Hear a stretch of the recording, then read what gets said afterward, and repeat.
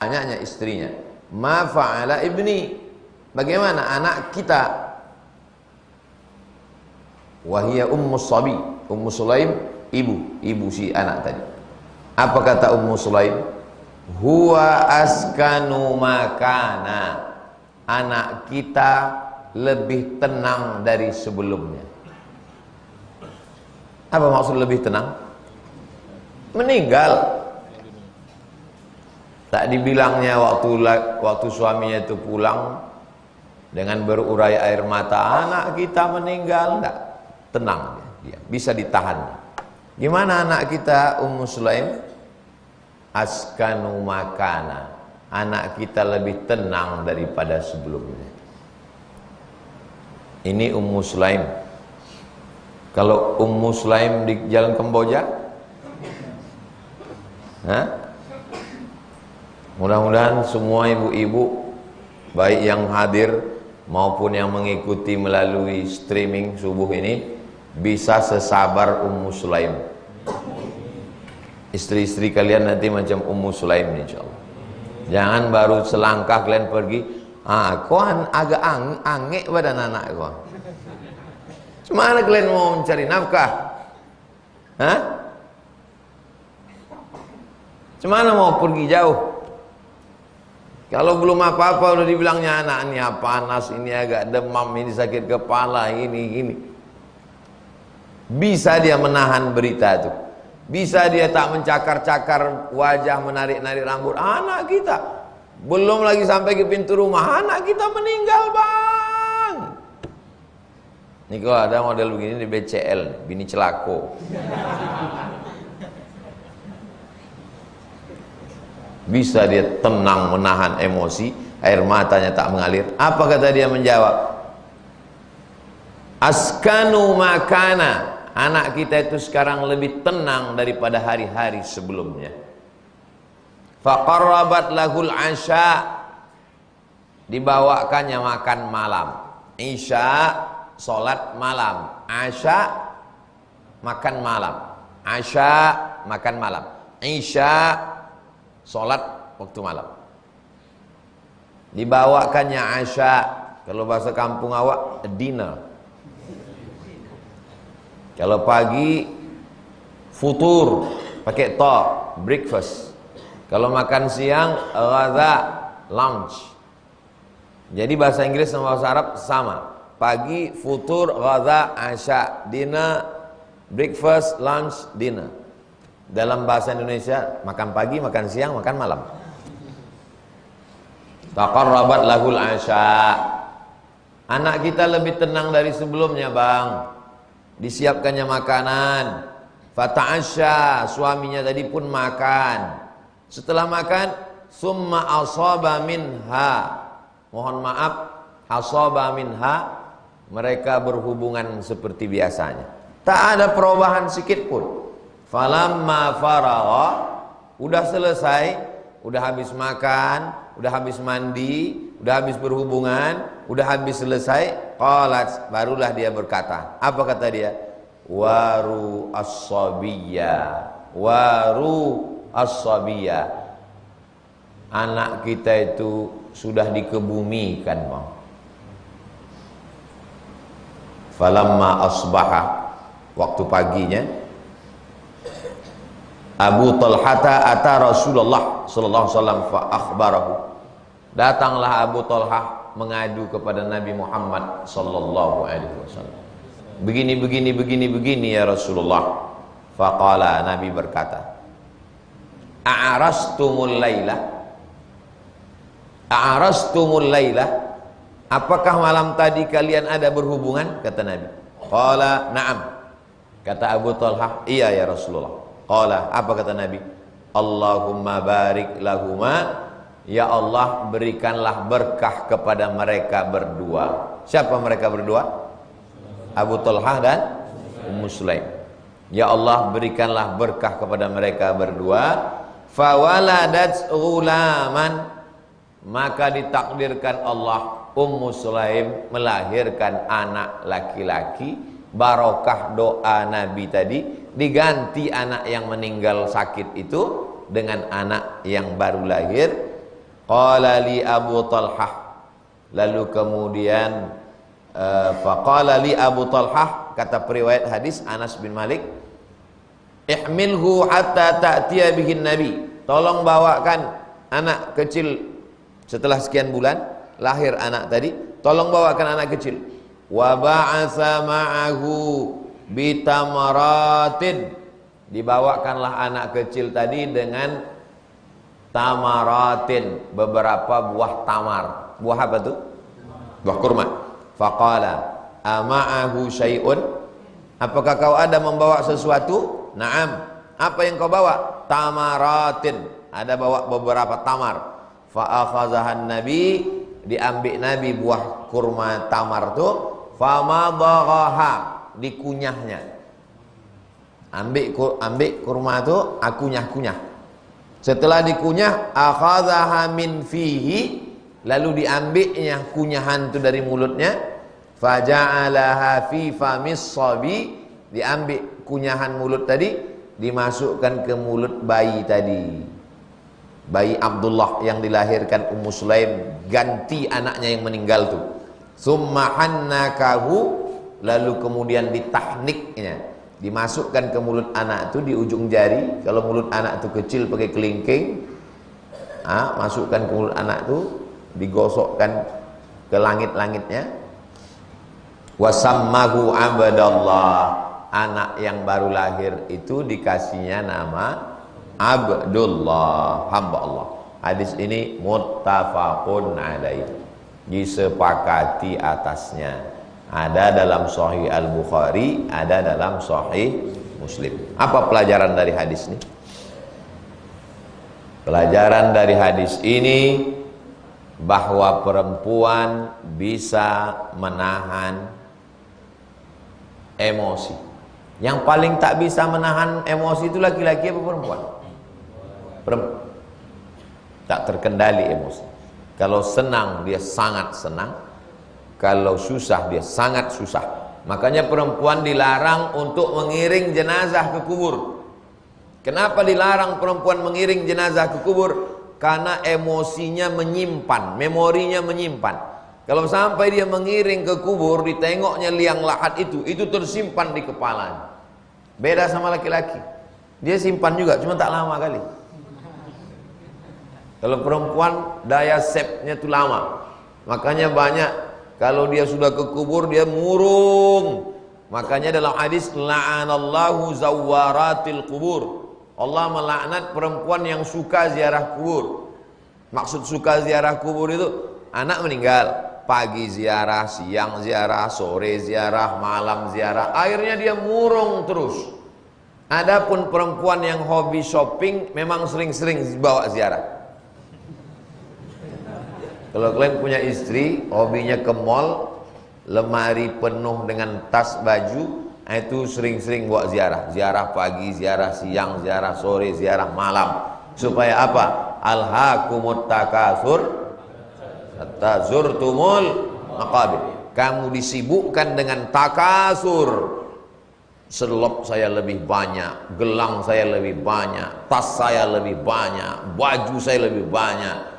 Hatta zurtumul maqabir, sampai ziarah kubur. Dibawa dia ziarah kubur supaya berhenti dia takasur. Bisa bagi yang punya produksi baju kaos, supaya berhenti takasur, banyak-banyak ziarah kubur. Alhaakumut takasur. Bisa dia tahan emosinya, air matanya tak mengalir, dan dia tak bohong. Macam mana anak kita? Ada tuh tadi main-main, lagi main PlayStation sana. Dia tak bohong. Bagaimana anak kita? Hebat dia memilih kata. Askanu makana. Lebih tenang dari sebelumnya. Orang mati kan lebih tenang kan? Lebih tenang. Macam mana kabar? Askanu makana. Lebih tenang dia dari masa sebelumnya. Ibu, hati-hati kalau ditanya orang, bapak mana bu? Bapak lebih tenang dari sebelumnya. Abah sudah selesai itu. Askanu makana, lebih tenang dia dari sebelumnya. Seorang istri menyiapkan asya, makanan. Pulang laki itu pertama kasih wajah yang cerah, macam Ummu Talhah, macam Ummu Sulaim. Walaupun anak meninggal, tak ada musibah yang paling besar daripada anak meninggal, tapi tetap dia dengan wajah yang cerah, dengan cakap yang lembut. Askanu makana, siapkan makanan. Faqarrabat lahul asya, siapkan makan. Ini makan. Jangan sampai nanti antum pulang tanya, makan malam kita mana? Itulah belanja sikit kali. Siapkannya makanan. Qarrabat lahul asya, makan. Nah, ada diberinya zahir dan ada dikasihnya batin. Setelah selesai semua, barulah disampaikannya apa yang terjadi. Hadis ini sangat penting. Walaupun kalian belum menikah, mendengar hadis ini memotivasi ingin menikah. Betul? Apa pula betul? Pelajaran berikutnya, jangan terlalu sedih terhadap sesuatu yang diambil Allah, karena Allah akan ganti dengan yang lebih baik. Meninggal anaknya, malam itu dia berhubungan, ditanya Nabi, "A'arastumul lailah?" Kamu berhubungan? Iya. Barakallahu lakuma, Allah berkahi anak kalian berdua. Lahir anak.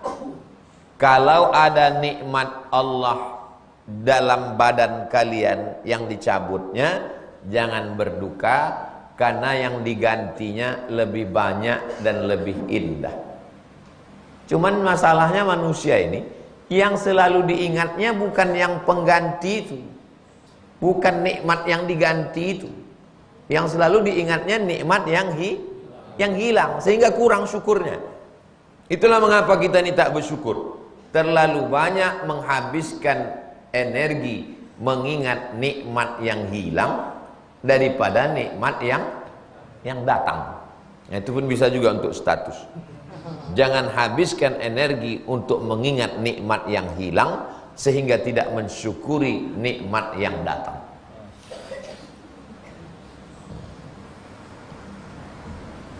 Untuk renung-renunglah hidup nih. Berapa yang hilang, berapa yang datang. Lebih banyak yang datang daripada yang hilang.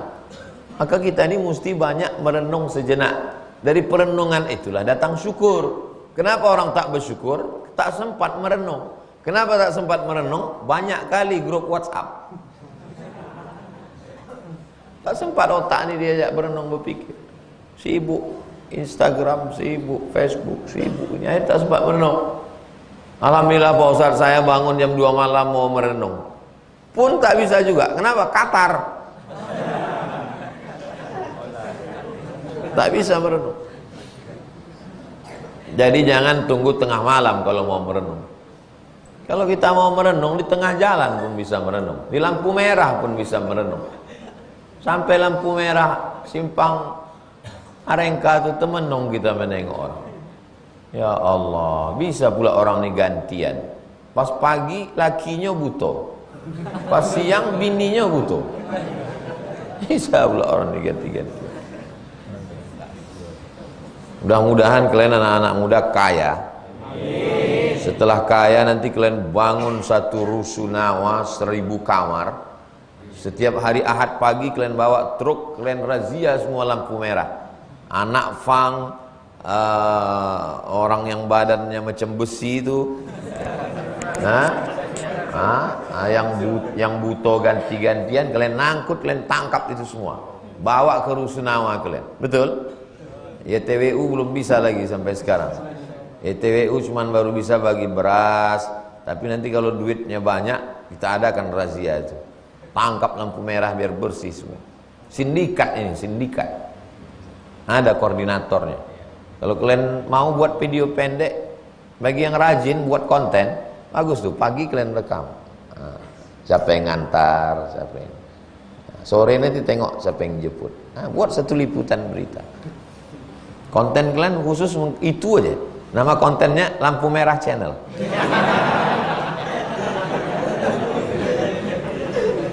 Macam mana anak pang, macam mana ibu-ibu, macam mana anak-anak, macam mana yang pura-pura buta, macam mana badut-badut. Nah, itu aja kehidupannya. Saya yakin banyak penonton. Kalau udah ada channelnya, nanti saya endorse.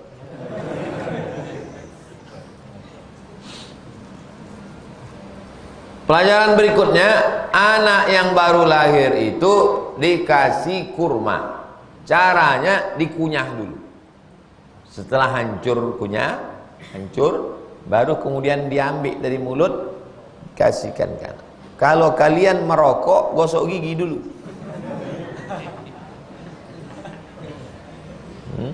Supaya tak bercampur. Sampai pas anak itu, "Mak, bau tembakau nih Pak," katanya.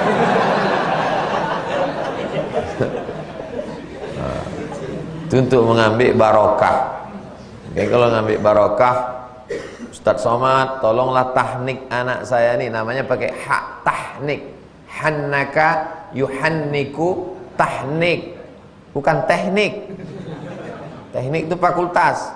Tahnik diambil, baru masukkan ke mulut anak itu ke langit-langit. Kalau tidak ada korma, madu.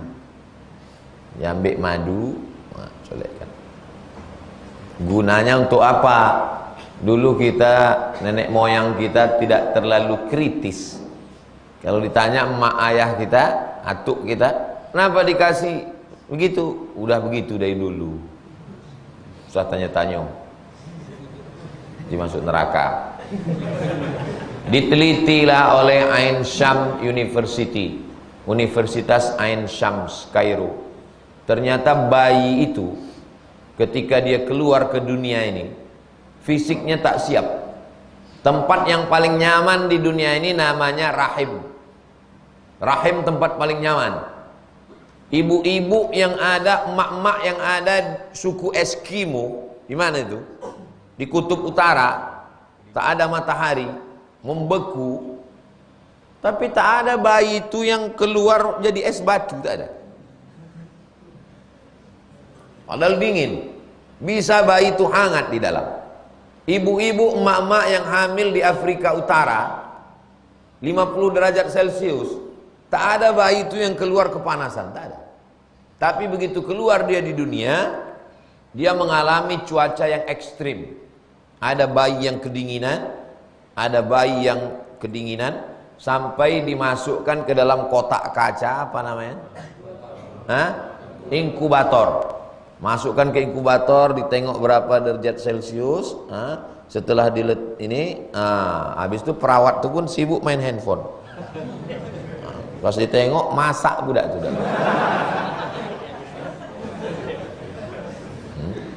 Dianggapnya itu open.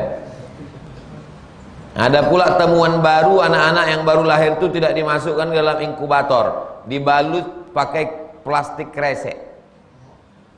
Sama lah macam orang yang lari-lari sore di depan Masjid An-Nur, kan pakai kresek kan? Biar apa? Pembakaran lebih sempurna, biar cepat berkeringat. Jadi berkeringatnya itu bukan karena olahraga, kenapa? Angin. Lari pakai training gitu. Waktu saya masih ngajar di UIN, jam 7 pagi sampai saya ke Usuluddin. Duduk saya di ruang dosen. Datanglah ibu-ibu. Ustadz kurus sekali, kata dia. Saya mau menawarkan produk untuk Ustadz supaya lebih ideal. Susu kedelai. Ustadz minum, maka Ustadz nanti akan bertambah berat badan ideal. Saya biarkan dia habis ngomong.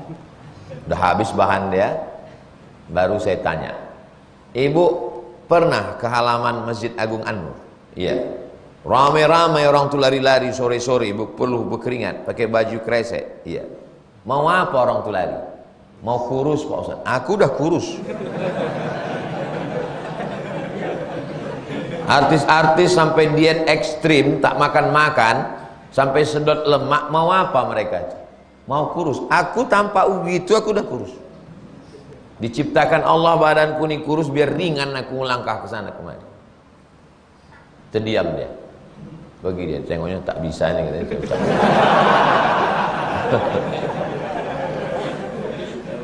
Huh? Jadi kenapa dikasih anak tuh makan kurma? Ternyata setelah keluar ke dunia ini cuacanya ekstrim. Orang kalau kedinginan maka dia minum yang hangat-hangat. Air jahe, kopi, teh. Kalau terlalu dingin betul, tua. Kalau sangat dingin betul, vodka, brandy. Untuk apa itu? Untuk menghangatkan badannya. Anak kecil mau kalian kasih air jahe, matilah dia. Maka menghangatkannya adalah cairan kurma, manis-manis.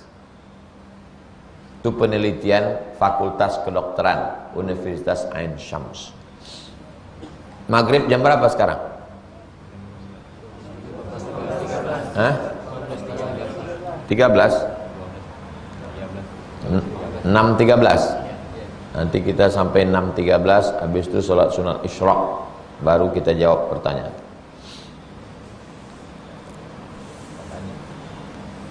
Wa fi riwayatin, dalam riwayat lain, lil Bukhari, dalam Sahih Al-Bukhari, qala Ibnu Uyainah berkata. Ibnu Uyainah ini guru Imam Syafi'i, namanya Imam Sufyan Ibnu Uyainah. Siapa namanya? Sufyan Ibnu Uyainah. Faqala rajulun minal amsar, faqala rajulun, seorang laki-laki minal ansar, dari golongan Ansar, yang pindah dari Makkah ke Madinah namanya golongan Muhajirin, yang menunggu di Madinah namanya golongan. Seorang Ansor berkata, apa kata orang Ansor? Ra'aitu tis'ata auladin, aku lihat ada 9 anak laki-laki, kullahum qad qara'ul Qur'an, 9-9-nya hafal Quran. Aku lihat ada 9 anak laki-laki, 9-9-nya hafal Quran, yakni min auladi Abdullah al-Maulud, dan ke-9 anak laki-laki yang hafal Quran itu adalah anak si Abdullah. Abdullah yang mana? Sahabat Nabi yang pergi anaknya sakit tadi namanya Abu Talha, nama istrinya Ummu Sulaim. Anaknya meninggal karena sakit. Mereka berhubungan, didoakan Nabi, Allahumma barik lahuma, berikan berkah mereka berdua. Lahir anak laki-laki namanya Abdullah, ditahnik Nabi.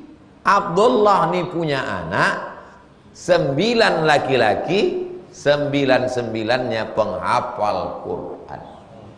Berapa yang dicabut Allah? Berapa digantinya? 10. Ayahnya tak kalian itu. Jangan terlalu mencemaskan yang berlalu, karena ada janji yang lebih indah di masa akan datang. Ini untuk kalian yang baru saja ditinggalkannya ke pelaminan, gara-gara kalian nulis skripsi tak selesai-selesai. Akhirnya dia pun menikah. Waktu kalian menengok status dia, langsung kalian tulis, meskinya aku yang di sana. Jangan terlalu habiskan energi untuk masa lalu, karena ada masa depan yang lebih indah yang dijanjikan Allah SWT. Anak hilang, dikasihnya anak, ditambahnya bonus cucu 9 penghafal Quran. Coba kalau Ummu Sulaim itu tak sabar. Tak sabar Ummu Sulaim. Waktu laki itu balik langsung mau nangis-nangis. Belum tentu dapat balasan. Nangis-nangis dia balik. Pas didekati sama suaminya, nantilah bang, hatiku masih luka. Takkan mungkin dapat doa Nabi. Buah dari kesabaran perempuan. Di balik laki-laki yang hebat Abu Talha, ada perempuan yang lebih hebat, namanya Ummu Sulaim.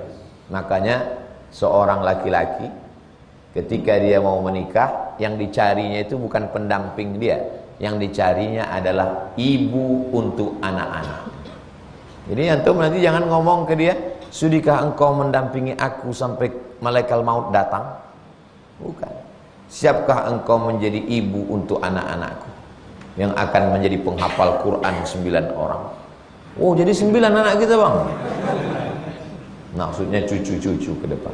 Mudah-mudahan kalian diberikan perempuan yang solihah-solihah, sesolihah Ummu Sulaim. Wa fi riwayatin, dalam riwayat lain, cobalah tengok hafalan Imam Nawawi. Ini Imam Nawawi ini. Hafal dia hadis itu, ada dalam Sahih Bukhari, ada dalam Sahih Muslim. Riwayat Bukhari bunyinya begini, riwayat dalam Muslim bunyinya begini. Bisa kita begitu sekarang? Bisa, tapi laptop hidup. Laptop hidup dan connect.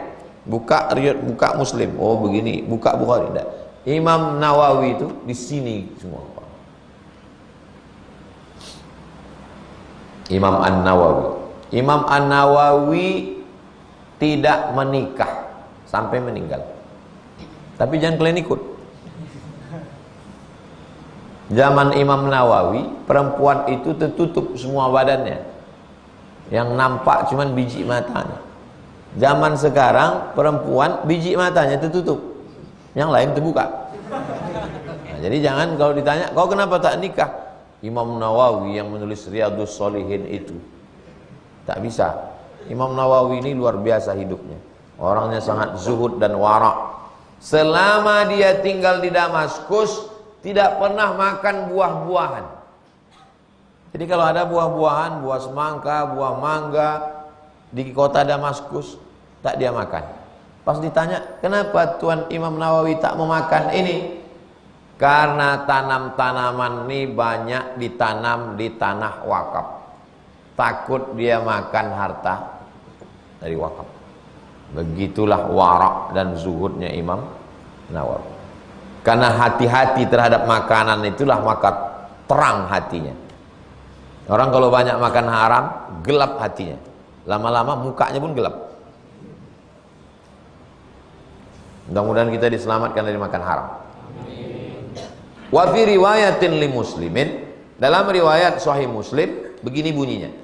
Mata ibnun, meninggal anak laki-laki, li Abi Talhata, anak laki-laki Abu Talhah, min Ummi Sulaim, anak laki-laki Abu Talhah dari Ummu Sulaim. Kenapa perlu disebutkan Ummu Sulaim? Karena ada beberapa ummu. Kau anak siapa? Anak Pak Fulan. Tempat kita cukup gitu, udah tahu. Min Ummi Sulaim. Faqalat li ahliha. Apa kata istrinya Ummu Sulaim? La tuhaddisu Aba Talhata.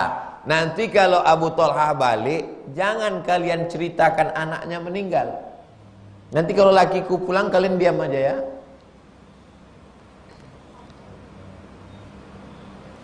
Ibu-ibu sekarang, nanti kalau lakiku balik, jangan kalian bilang aku udah kredit mesin cuci ya. La tuhaddisu Aba Talhata bibnihi. Nanti kalau suamiku Abu Talhah pulang, jangan kalian bilang anaknya meninggal. Hatta akuna ana uhadditsuhu. Aku nanti yang cerita langsung ke dia, jangan kalian. Faja'a, datanglah Abu Talha. Faqarrabat ilaihi asya'an. Dikasihnya makan malam. Abu Talha, silakan makan. Fa'akala, dia pun makan. Wa syariba, dan dia pun minum. Ini menunjukkan sahabat Nabi itu makan dulu baru.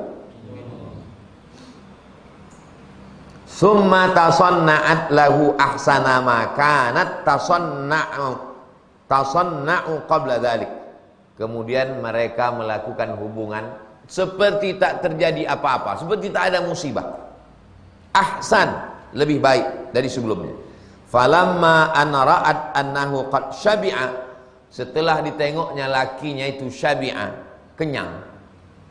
Wa asaba minha qalat, dia pun berkata, ya Aba Talha, ya wahai suamiku, ya Ara'aita law anna qauman a'aru a'riyatahum ahla baitin. Kalau ada seseorang dikasih pinjaman, kupinjamkan kau motor nih ya, pakai motorku nih ya, motor biker subuhan nih. Fatalabu 'ariyatahum. Lalu setelah 2 hari dimintanya balik yang dipinjamkan itu.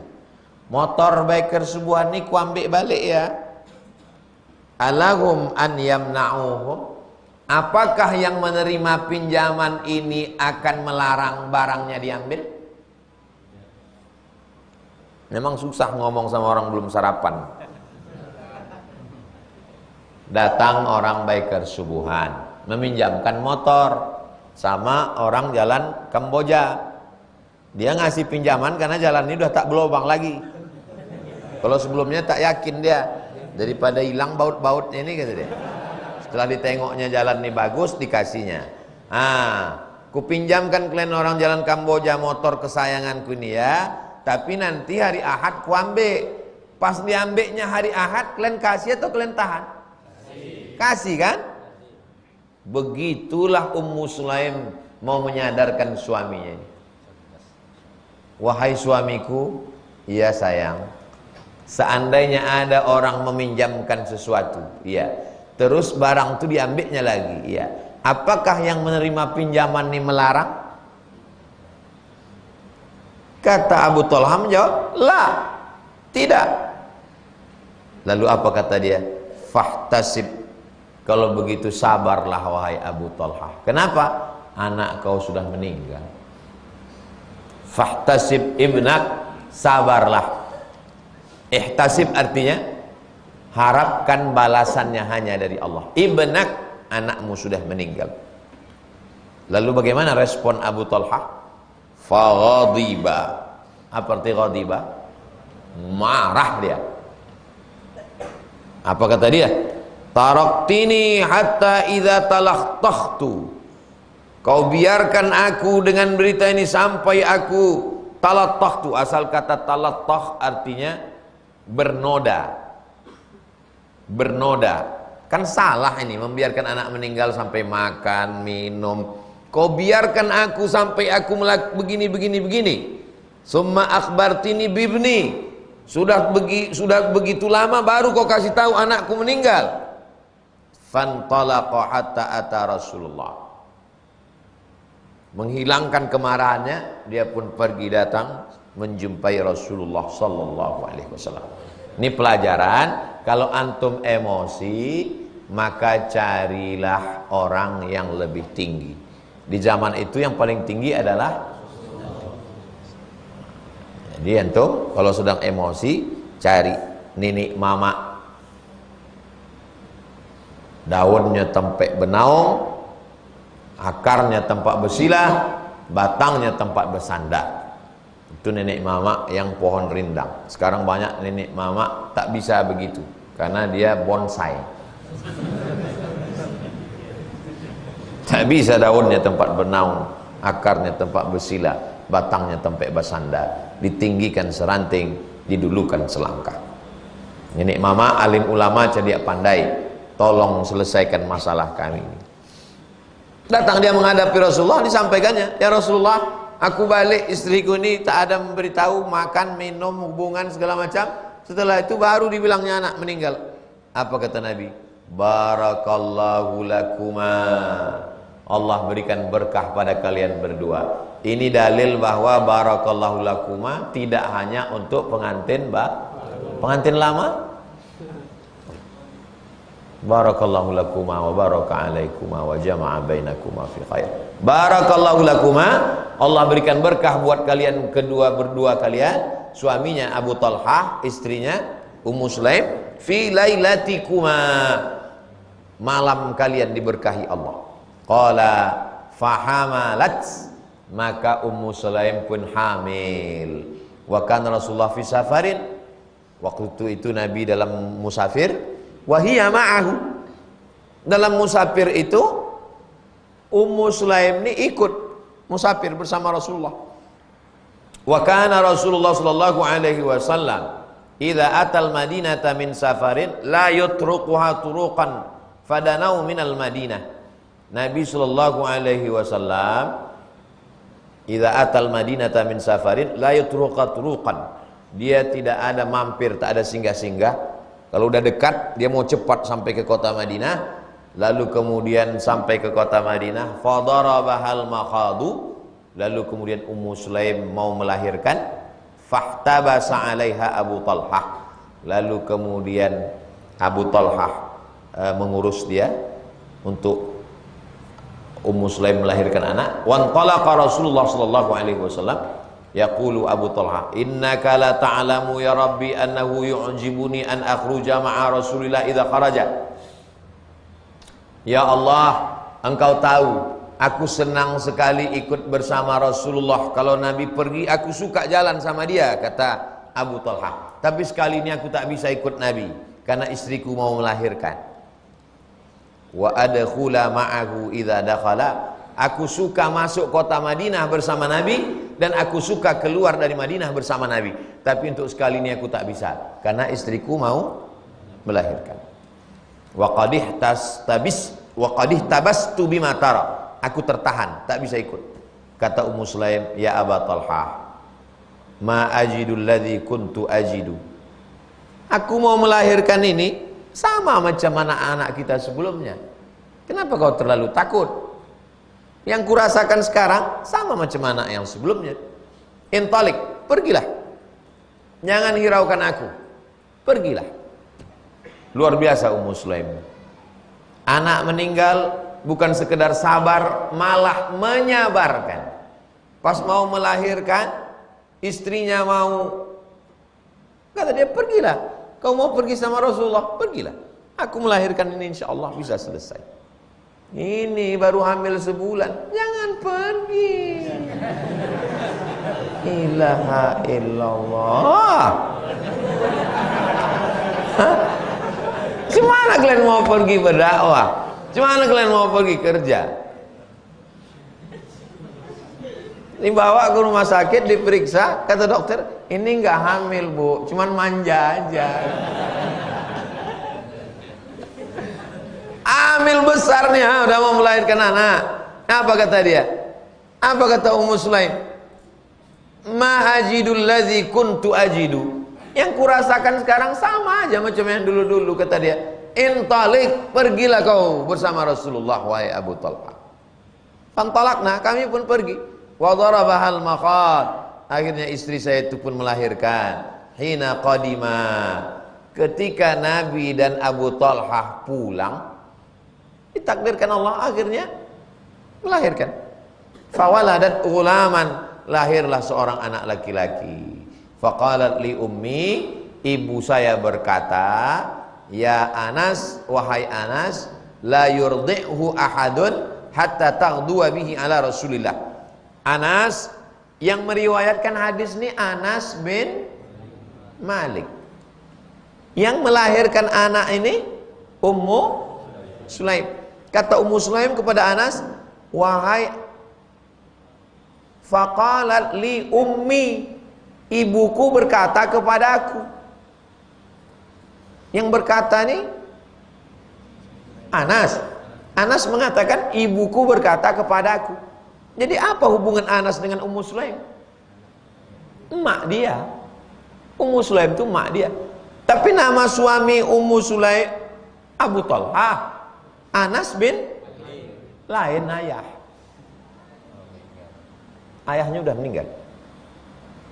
Anas bin Malik. Malik ini suami lama Ummu Sulaim. Nikah dia dengan Abu Talha. Faqalat li ummi, ibuku berkata kepadaku, ya Anas, wahai Anas, la yurdi'hu ahadun atta taghdua bihi ala Rasulillah.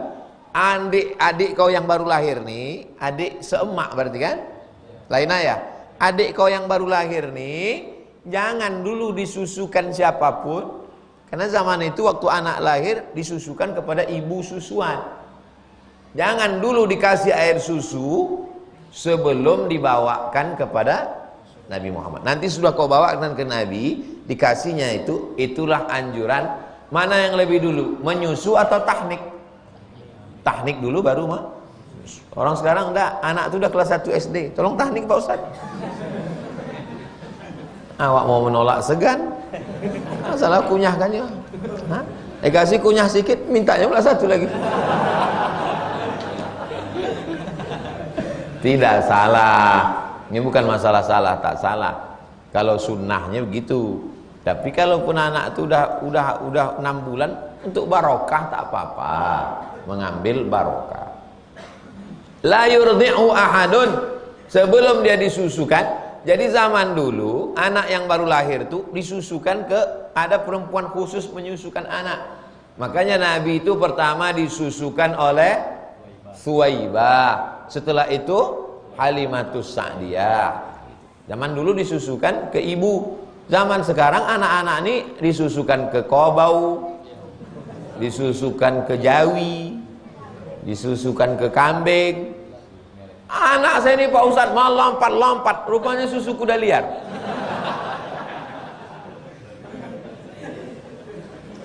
Saya dulu waktu dibilang orang susu kuda liar tuh saya percaya aja. Ustadz minum Ustadz, ini susu kuda liar, saya percaya.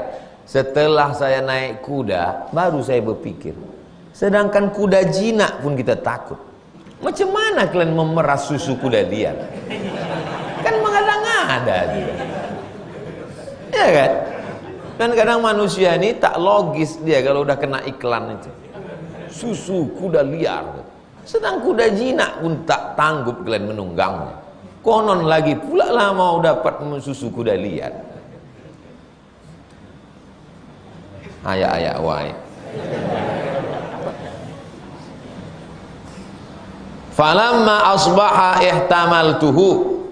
Pada waktu paginya kubawalah adikku itu, adikku yang baru lahir itu, fantalaqtu bihi ila Rasulillah, lalu kubawa kepada Rasulullah SAW, wa dzakara tamamal hadis, dan seterusnya. Maksudnya kubawa ke Nabi, akhirnya Nabi mengunyahkan kurma, lalu didoakannya, adiknya itu bernama Abdullah. Lalu Anas ini gimana ceritanya? Ummu Sulaim, masih cerita Ummu Sulaim nih, membawa anak kecil 10 tahun ke Nabi. Waktu Nabi pertama sampai ke Madinah, ya Rasulullah, itu si Fulan tuh kaya dikasihnya onta, si Fulan tuh ngasih tanah, aku tak ada apa-apa yang bisa ku kasih. Anakku inilah ku kasih ke engkau untuk menjadi pelayan engkau di rumah nih, berkhidmah. Jadi kalau pernah dengar istilah berkhidmah, saya berkhidmah kepada Ustadz, ku kasihlah anakku ini kepada engkau ya Rasulullah. Anak umur 10 tahun yang disuruh berkhidmah kepada Nabi itu namanya Anas bin. Luar biasa Ummu Sulaim. Kalian kalau punya anak nanti kasih nama anaknya Ummu Sulaim. Sabarnya ketika anak meninggal, sabarnya ketika mau melahirkan, sabarnya menyerahkan anak ke Rasulullah SAW. Mudah-mudahan kalau kita masuk surga nanti jumpa kita dengan Ummu Sulaim.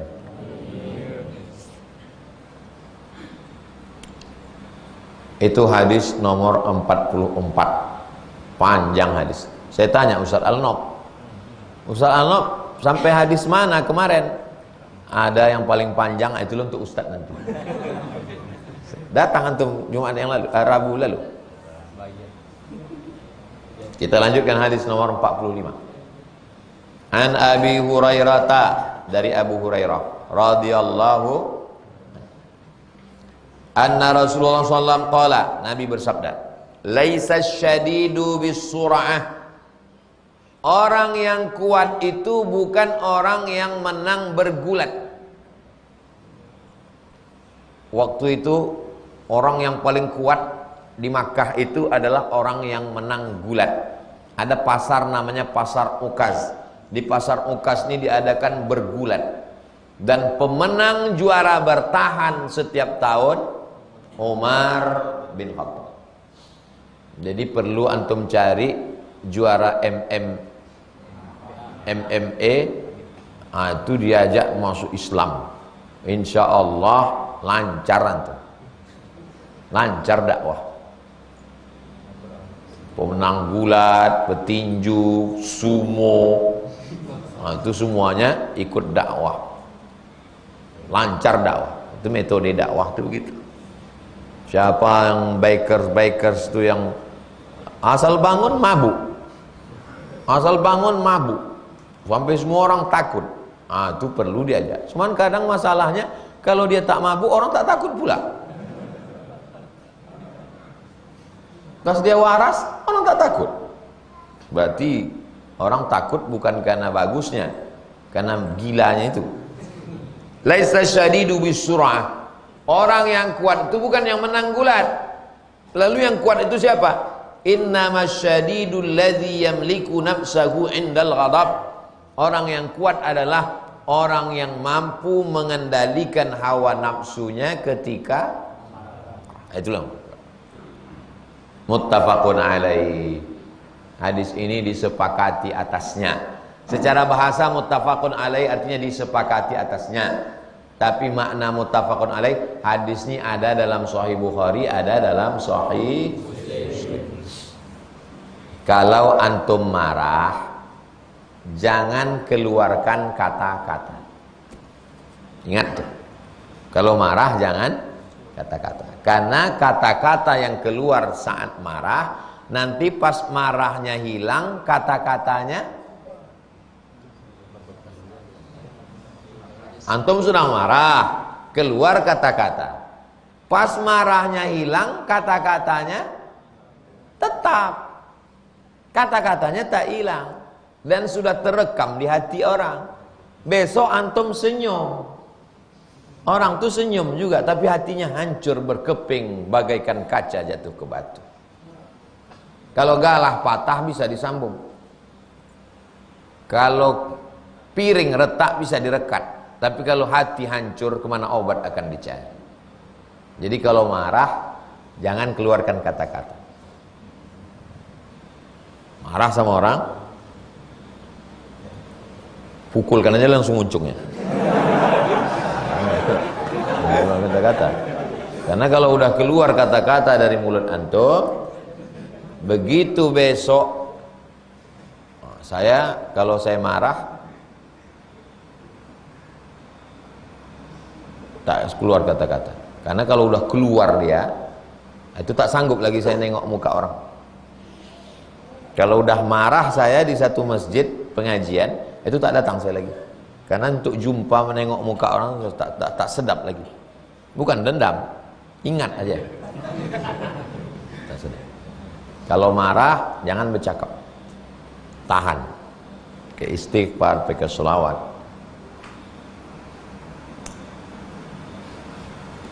Ke orang lain aja begitu, apalagi orang yang sekitar di rumah.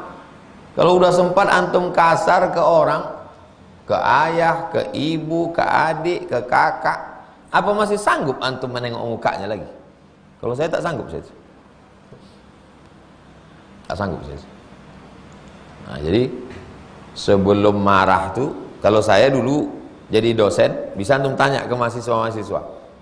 Ini pertemuan kita yang pertama. Pertemuan kita ada 16 tatap muka. Pertemuan pertama ini kita bagi-bagi tugas. Nanti saya akan ambil dari mid semester, ujian akhir semester, keaktifan di kelas diskusi, dan dari makalah. Tolong nanti presentasi kelompok 1, kelompok 2, kelompok 3. Kalau sudah saya masuk, kalian jangan masuk lagi. Saya masuk kelas, masuk. Kalau udah saya masuk, kalian jangan masuk lagi. Tahu sendirilah. Kalau udah nanti saya kasih tugas tanggal sekian presentasi, kalian presentasilah. Jangan nanti pas sudah tanggal sekian kita duduk, tiba-tiba kalian datang dengan wajah yang begitu haru biru, berkata, Pak Ustadz tadi malam ketika akan memprint makalah ini tiba-tiba mati lampu. Saat dibawa ke Buluh Cina, rupanya semua mesin fotokopi rusak. Dan saat kami bawa mau masuk ke kelas, hujan lebat, basah semuanya. Yang lagi, bawalah penderitaan kalian itu. Saya ngasih tahu di awal, karena saya tahu kalau saya nanti marah, susah, maka saya kasih tahu dari awal. Maka mahasiswa-mahasiswa, alhamdulillah, tak ada masalah-masalah. Ada cuman beberapa. Selama saya mengajar 11 tahun, tak pernah bermasalah sama siswa. Kalaupun dihitung-hitung ada pernah masalah 3. Yang 2 orang itu parah betul. Nah, itu tak saya kasih nilai. Ada yang 1 menulis skripsi, saya balikkan skripsi. Lawan-lawannya saya balikkan. Kau cari aja lah dosen pembimbing lain. Lapor dia ke dekan, panggil sama dekan. Mana bisa begitu Pak Ustadz? Kata Bu dekan. Kata saya, Bu dekan pilih dia atau aku? Kata Bu dekan, aku pilih Ustadz aja lah. Akhirnya cari pembimbing lain. Nah, 11 tahun tak pernah. Saya termasuk dosen yang tak mau mempersulit mahasiswa. Tapi saya juga tidak mempermudah-mudah, sesuai dengan aturan. Ada orang ini, dia sangat menikmati kalau menengok mahasiswa itu kesusahan. Ini orang-orang begini, ini mentalnya sakit jiwa. Makanya kalau di Amerika, di Eropa, itu dosen setiap semester dia diadakan ujian psikologis lagi, psikologi orang lain. Kalau mentalnya sakit, bermasalah, dia disuruh kerja di perpustakaan ngurus buku. Jadi kalau dia mau mengamuklah sama buku tuh. Kalau mentalnya sakit, dulu misalnya dia orang teraniaya, masa kecilnya tak pernah bahagia, akhirnya dia jadi dosen, jadi guru. Nah, itu dia akan menyiksa orang terus, suka menengok orang tersiksa. Ini orang-orang bermasalah. Dan dia hanya akan melahirkan sarjana-sarjana yang bermasalah. Orang seperti ini mesti direport, mesti dilaporkan. Saya tak pernah membuat masalah. Wasura'u bidhammis sad, sadnya dhammah, su. Wa fathir ra, ra-nya fatah, sura. Surah. Asluhu indal Arab man yasra'un nasa katsiran. Siapa yang menang, selalu menang. Lawan ini menang, lawan ini menang, lawan ini menang. Bukan itu orang yang kuat. Orang yang kuat adalah orang yang mampu menahan ketika sedang marah. Itu hadis 45.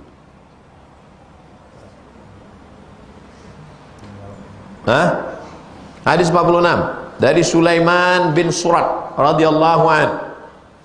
Qala, dia berkata, kuntu jalisan ma'an nabi. Saya duduk sama Nabi.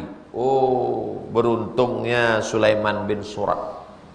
Saya duduk sama Nabi. Bisa dia duduk sama Nabi. Ya Allah, mudah-mudahan kita bisa duduk sama Nabi Muhammad SAW. Wa rajulani yastabbani.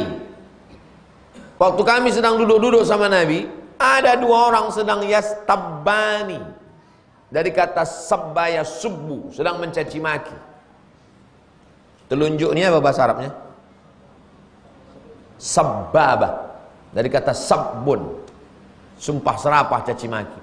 Kenapa telunjuk ini disebut dengan sabbaba? Karena orang sedang mencaci maki pakai ini kan? Celako. Pernah orang menunjuk pakai ini? Setan kau, kata. Pernah? Mana pernah? Masih pakai ini kan?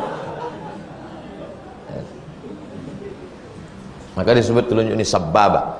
Ada 2 orang yang sedang mencaci maki. Wa ahaduhuma qad ihmarra wajhuhu. Yang satu itu merah wajahnya. Kenapa orang Arab itu disebut merah? Karena kulitnya putih. Jadi kalau dia marah, merah. Orang Afrika, saya satu asrama 2 tahun. Kita tak pernah nengok muka dia merah.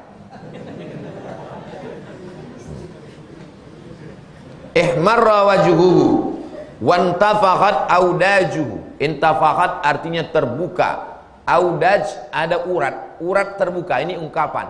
Merah wajahnya, tegang urat lehernya, menggelegar suaranya.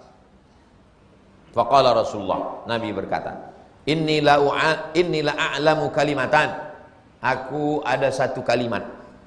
Lau qalaha, kalau dia mengucapkan kalimat ini, la dhahaba anhu ma yajid, maka apa yang sedang dia rasakan itu hilang. Kalau dibacanya ini marahnya hilang. Apa dia? Lau qala a'udzu billahi minasyaitonir rajim. Jadi nanti kalau ada orang antum tengok wajahnya merah, marah, bilang sama dia, Pak, coba ucapkan a'udzubillah. Usah aku ajar-ajari aku. Tolong dulu Bapak ucapkan. A'udzubillahi minasyaitonir rajim. Hilang nih kata dia. A'udzubillahi minasyaitonir rajim. Dhahaba anhu ma yajid. Akhirnya dia pun mengucapkan a'udzubillahi minasyaitonir rajim. Dhahaba, pergilah, anhu, dari dirinya, ma yajid, yang dia rasakan itu hilang. Karena sesungguhnya marah itu api yang kecil. Marah itu api kecil. Datang setan mengipasnya. Itu kerja setan. Tapi bukan berarti tukang sate itu setan. Jangan pelak-pelak. Jangan dia mengipas. Maka dipadamkan api yang kecil itu. A'udzubillah itu memadamkan api dan meredam setan. A'udzubillahi minasyaitonir rajim. Padam. Kalau sudah padam setengah mati mengipasnya, mau hidup lagi? A'udzubillahi minasyaitonir rajim. Faqalu lahu. Mereka berkata, inna nabi qala, Nabi berkata, ta'awwadz billah minasyaitonir rajim. Mintalah perlindungan dengan Allah dari setan rajim. Rajim artinya dari kata rajam. Rajim artinya dilempar pakai batu sampai mati. Itu arti rajim. Diterjemahkan kepada Indonesia, a'udzubillahi minasyaitonir rajim. Aku berlindung kepada Allah dari setan yang terkutuk. Asli kalimatnya, aku berlindung kepada Allah dari setan yang dirajam, dilempar batu sampai mati. Apakah setan bisa mati? Bisa. Yang umurnya panjang sampai hari kiamat itu iblis. Iblis itu satu, anak buahnya setan. Makanya kalau ada orang membaca ayat kursi, pagi-pagi dilihatnya ada debu menumpuk, setan terbakar, mati dia. Setan bisa mati. Dalilnya setan bisa mati mana? Kullu nafsin dha'iqatul maut. Setan mati. Ada ustadz di tempat kami yang membunuh setan. Dari mana kau tahu dia membunuh setan? Kata dia. Walau kata-kata aja. Muttafaqun alaih. Hadis ini muttafaqun alaih. Ada dalam Sahih Bukhari, ada dalam Sahih Muslim. Pertemuan akan datang kita lanjutkan hadis 47. Kita cukupkan sini, kita sholat sunat isyraq 2 rakaat. Habis itu kita tanya jawab. Habis itu mohon izin saya langsung pergi ke Siak. Ke apa sebelum Sungai Apit. Habis Sungai Apit baru ke Siak. Sholat sunat isyraq 2 rakaat. Usolli sunnatal isyraq raka'ataini lillahi ta'ala. Assalamualaikum warahmatullahi wabarakatuh.